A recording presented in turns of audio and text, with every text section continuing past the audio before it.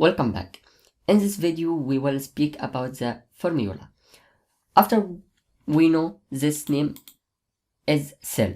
This cell I can write on it. Just click here by mouse or by arrow and write what you need. If I write 1 and press enter, say if I write 1, automatically he write here 1. If I write 1 as number, it come 1. If I write $5, it come 5. Okay, and so on. But take care. Here, if I click here, this 8, he give you what this? This is the sum of D2 and DE.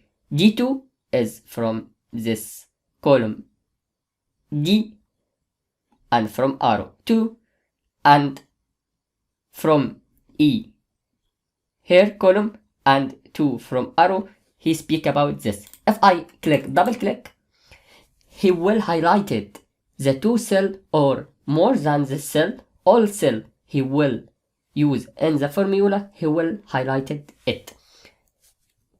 This value coming from the sum of this and this. This is the name of formula. And to make formula of this one, I must write first equal. I will make it equal. After this, I write sum from keyboard. After this, I will highlight it what I need to sum. He give you, press enter, he give you 8. Now 8 is formula. By the same, I can get this, but in this I need to multiply 5 in 3.